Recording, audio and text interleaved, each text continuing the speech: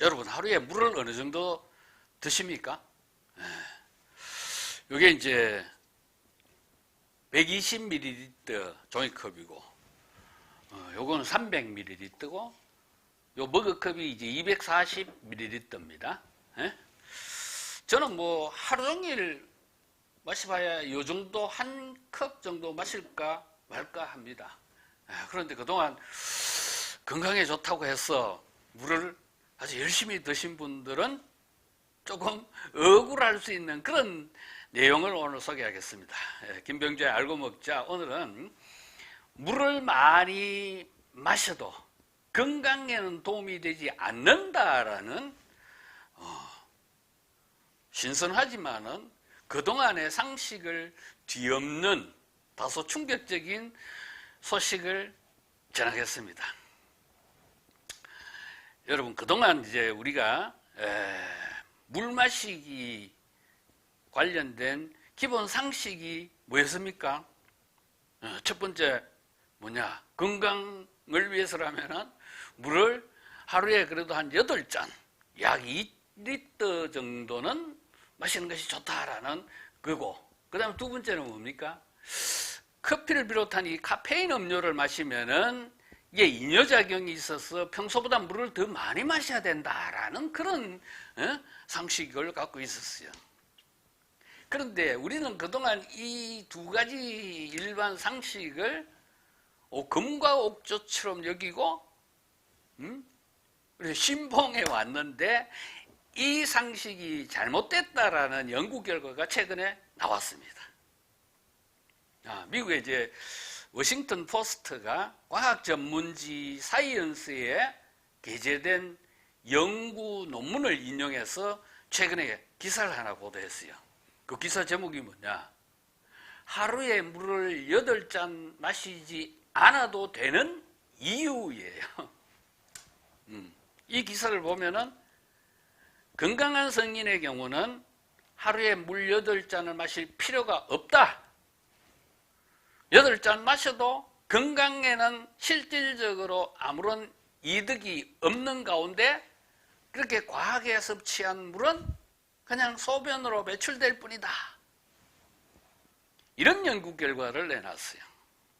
이 연구진에 참여한 어느 교수는 이런 말까지 했어요. 아니 뭐 8잔 마셔도 괜찮은데 문제는 뭐냐? 화장실에서 훨씬 더 많은 시간을 보내야 할 것이다. 그러니까 건강에는 실질적으로 도움도 안 되는데 물 많이 마셔가지고 화장실 들락날락 하면서 시간을 낭비해야 되니까 따지고 보면 뭡니까? 오히려 손해보는 꼴입니다. 그죠? 그런 이야기를 했어요. 자, 그런데 그럼 왜 그러면 우리는 그동안 하루에 8잔 마시는 게 건강에 좋다라는 그런 믿음을 가지고 있었느냐? 뭐 이유가 있을 거 아니에요. 그죠? 그 이유가 있습니다. 그게 뭐냐? 이제 1945년에 미국의 식품영양위원회라는 데서 어떤 권고사항을 발표한 적이 있어요. 그 권고사항이 뭐냐 하면은 우리가 먹는 음식과 음료를 포함해서 하루에 필요한 물의 총량이 이 240ml 컵 기준으로 8잔이다. 그래서 약 2리터 정도의 물을 마셔야 된다라고 우리가 그렇게 잘못 받아들인 거예요. 그러니까 그 위원회에서는 뭡니까? 음식과 음료를 포함해서라고 발표를 했는데 사람들은 그걸 그냥 물 8잔으로 잘못 해석을 했다라는 겁니다. 이게 얼마나 어처구니가 없고 황당하기까지 합니까? 그죠? 그래서 지금까지 하루에 물 8잔을 마셔야 된다라고 그렇게 믿고 있었던 거예요. 자, 그러면은 그게 잘못됐다 그러면은 물은 언제 어느 정도로 마시는 게 그러면은 바람직한가? 이 연구진이 내놓은 결론은 뭐냐? 목이 마르면 마시라라는 겁니다. 목이 마르지 않으면은 굳이 물을 마실 필요가 없다라는 뜻입니다. 우리가 이제 이 물을 마시는 이유는 신체의 수분을 유지하기 위함인데, 이 연구진이 이제 이번에 조사를 한번 해봤대요.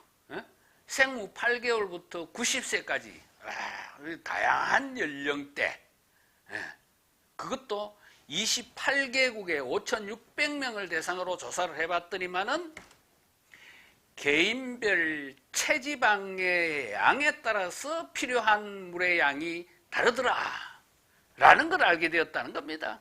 그러니까 체지방이 적은 사람이 더 많은 물을 필요로 하더라라는 거예요. 그럼 일반적으로는